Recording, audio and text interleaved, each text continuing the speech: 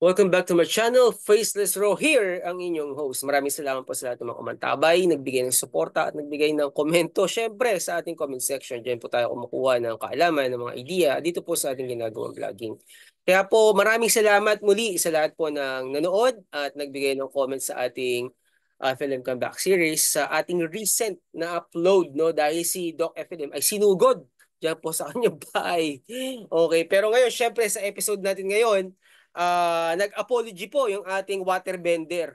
No, itong waterbender natin na si Lexter Castro aka Boy Dila.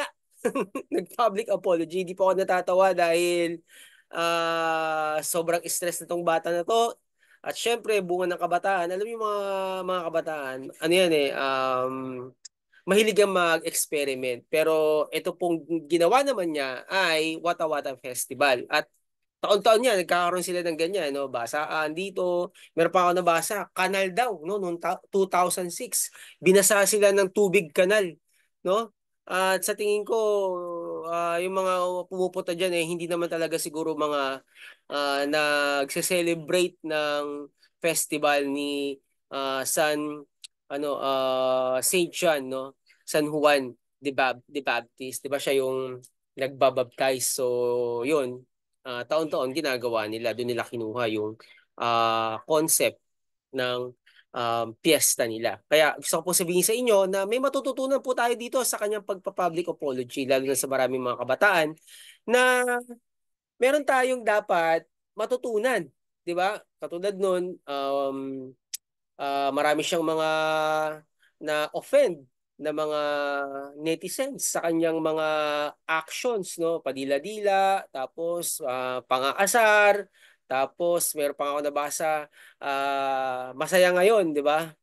Ngayon, masaya daw siya, pero iyak later.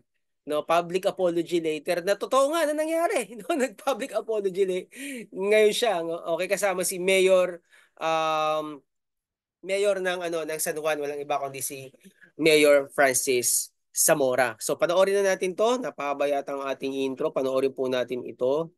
At syempre may matututunan tayo dito. Okay? Syempre lagyan natin ng sound bago natin i-share. Okay. Ayan siya, bata. Hapon po sa inyo lahat, mga kaibigan po natin sa media.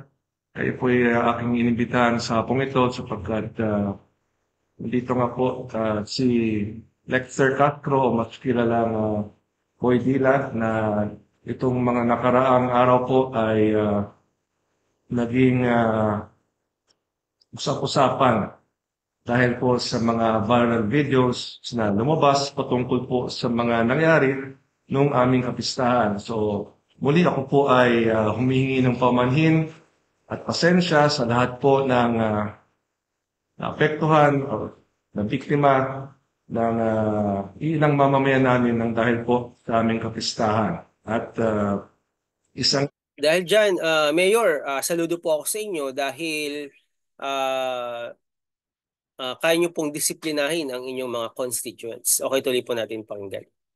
nga po sa talagang pinanggagalingan ng galit ng napakaraming tao na ako mismo talaga ay nagalit din ay ito nga pong si Lexter sapagkat yung mga videos po na kumakalat kung saan ay binabaril niya ng water gun yung isang nagmumotor at nilalabas niya ang kanyang dila. Ito po ay sa kasamaang palad ang naging muka ng ating Wata Wata Festival sa taong ito.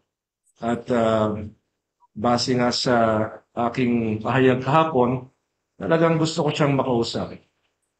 Gusto ko siyang makausap at gusto kong maintindihan niya na ang kanyang ginawa ay nakakasira sa imahe ng lungsod ng San Juan at ganoon din sa ating Wata Wata San Juan Festival at sa kapistahan ni San Juan Bautista. Talagang sinikap kong makausap siya. Yung katotohanan po ay kahapon nakausap ko na po siya. Ngunit hindi pa kami nakapagkita. At kanina, nagkita kami sa unang pagkakataon at nakausap ko siya. At base sa aming usapan ay una, tinanong ko ano ang mga dahilan kung bakit niya nagawa ang mga ito at ang mas mahalaga ay yung mga sasabihin niya ngayon sa inyong lahat. So muli, ako po ay humingi ng paumanhin sa lahat po ng naapektuhan, sa lahat po ng saktan, whether physically or emotionally, sa aming kapistahan dahil po sa mga maling asal na ginawa ng ibang mga mamamayan. At marami pong ano no, hindi lang emotional, hindi lang physical. Meron din pong mga interviewin, no, yung single mom, interviewin sa work. At hindi na siya nakarating sa kanyang ah, pupuntahan na apply na trabaho. Siya po ay hindi natanggap. Sana ato ma-address din to ni ano no ni Mayor Zamora. Lahat ng mga detalye ay malaman niya na sobrang dami talaga na apektuhan dito sa Wata-Wata Festival. Hindi naman masama magdiwang ng mga kapistahan, no? Pero kung nakakasama na tayo o nakakaperwisyo na tayo, nakakasakit na tayo ng ating kapwa, doon na siya hindi nagiging maganda. So tuloy po natin napakinggan si Mayor Francis Amor. Natin noong panahon ng kapistahan. So nandito ngayon si Lecter. Bago ko po siya iniharap sa inyo ngayon, nakapag-usap naman po kami at lahat naman po ito ay kanyang sinang-ayunan at kasama niya ang kanyang lola ngayon, nandito rin po. Kasama rin po ang ating Vice Mayor Angelo Cowilli, kasama po ang ating Barangay Captain Ervin Alonso at ang mga kagawad po ng Barangay Balonggoto na siyang nagdala po kay Lexter dito sa aking tanggapan. So, Lexter, kaya ka ng salita. Dito, Lexter, puro mo dito para marinig ka nila. Ang una po nagpapasensya po ako sa amin ngayon na sinagawa ko po. Dahil po sa akin, parang sira pong kasanuan po. Sa lahat po, humingi po ako ng paumanhin sa inyo, sa mga sabi ko po sa inyo, lalong-lalo na po sa rider, humingi po ako ng tawad po sa inyo at gusto ko po kayo makita sa personal na gusto ko po sa inyo humingi ng paumanhin po. Sa mga nagbabanta po sa akin, hindi ko na rin po maiisip kung ano po, stress na rin po ako na kung ano-ano na lang din po yung lumalabas sa pagbabanta sa akin na lalo-lalo na po sa mga pamilya ko. Huwag naman po sana nilang idamay kung may galit po sila sa akin, ako na lang po ang ano nila. Dahil masakit din po kasi nadadamay po yung pamilya ko. Kanina nga po, no, nung nag-usap kami ni Lexter, ang magandang narinig ko sa kanya ay handa siyang humingi ng patawad at paumanhin sa publiko, lalong-lalo na nga sa mga taong maaaring napastos niya, apektuhan sa mga ginawa niya, nasabi niya. At yun naman po ay isang bagay na sinabi ko nga, mas mabuting makita ng publiko na talagang nagsisisi siya, no, sa kanyang ginawa at ang mahalaga, hindi ito maulit muli. Tinatanggap naman niya ang kanyang mga nagawang mali, inaamin naman niya, at mabuti rito ay matututo siya ng isang leksyon kung saan siya ay maging mapagkumbaba at tanggapin ang pagkakamali. Ngunit ang pinakamahalaga ay magbago ng pagkatao at wag na wag nang gagawin ang mga itong bagay. At yun naman po ang napag-usapan namin ni Lexter. Kung nakita niyo po yung interview ko kahapon, aminado po ako na talagang galit na galit ako kay Lexter. Dahil yung kanyang mga ginawa, yung po naging muka ng Wata-Wata San Juan Festival. All right, anesthesia says we're ready to go. Is everybody in the room ready to go? Okay. Hapon po sa inyo Okay, lahat. tapos na. Okay, maraming salamat. And we will start the procedure right now. Doc tuloy. Kay Mayor. In Maraming salamat, Mayor. Ba't napunta tayo dyan?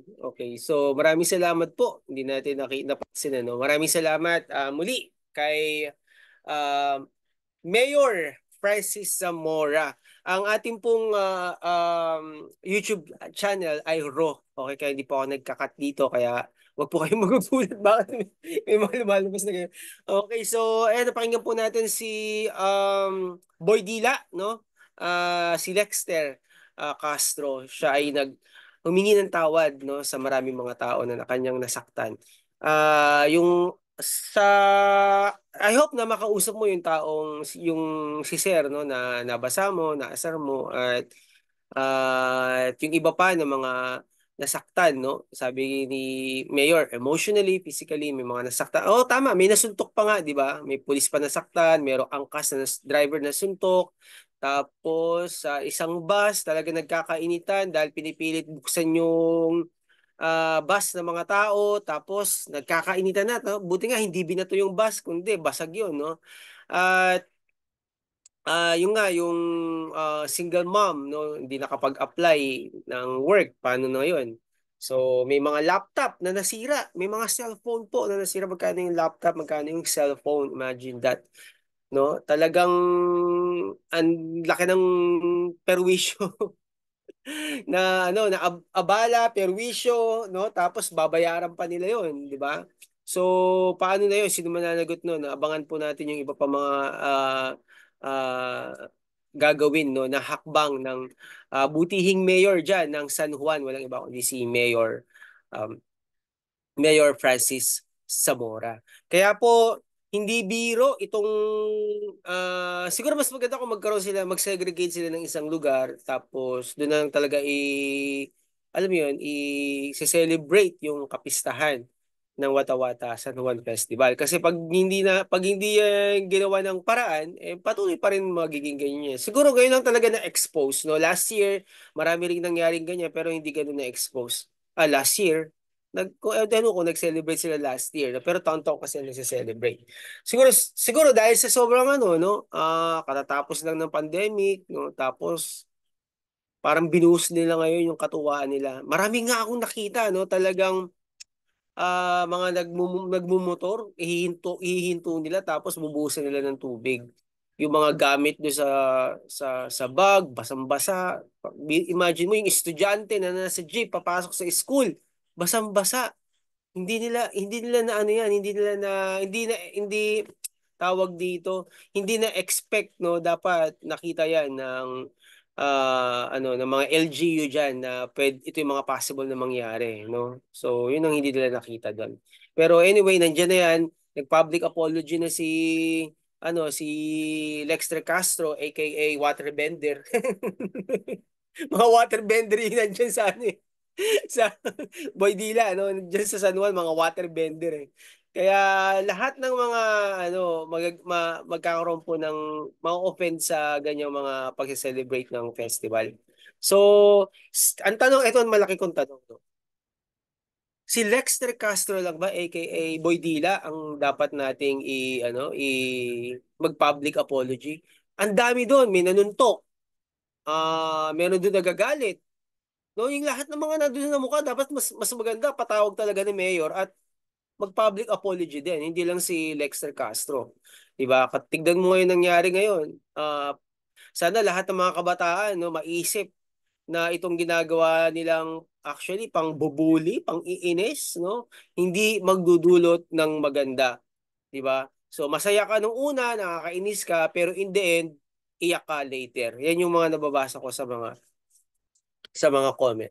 So yun lang yung gusto nating sabihin dito, no, na napaka-importante talaga ng humingi ka rin ng tawad sa mga taong na-offend mo. That's good. One thing na nagustuhan ko kay Lexter Castro, hindi siya nagtago, no? At mahal niya yung kanyang mayor na si Mayor Francis Zamora. At mahal din niya yung kanyang mga magulang, kanyang mga family dahil naapektuhan na rin siya, di ba? Imagine mo, ang dami dumating sa kanya ng order. May mga yero, may mga pako, may mga pagkain. Ang dami, di ba? Dahil sa sobrang inis sa kanya ng mga netizens, padila-dila pa siya. Pero Kung ako yung tatanungin, nag-public apology na siya, patawarin na rin po natin si Lexter Castro aka Boy Dila. Ngayon, may mga nabasa ako dito na dapat daw makulong pa, no? Yan ay makikita natin. Hindi ako makakapag-comment ng dapat makulong si Boy Dila or what. Pero kung ano man yung kanyang haharapin na penalty, harapin niya, di ba? Yun nga, kung pwede, kung yung iba nagre-request dapat makulong pa daw, magbayad, mga etc. So, nag-public apology na siya, mababawasan naman siguro yung kanyang penalty. No? At ito'y isang aral, no, sa mga nagdiriwang ng Wata-Wata San Juan Festival. At syempre sa lahat ng mga kabataan, 'di ba, mamamayan, mga Pilipino na nagdiriwang ng mga festival. Tandaan po natin, hindi masama magdiwang ng festival. Huwag lang tayong mangmemerwisyo ng ating kapwa. Ito po si Faceless Raw, ang inyo pong host, nagsasabing kita-kita muli tayo sa susunod na episode dito lamang sa ating YouTube channel. God bless everyone. Bye!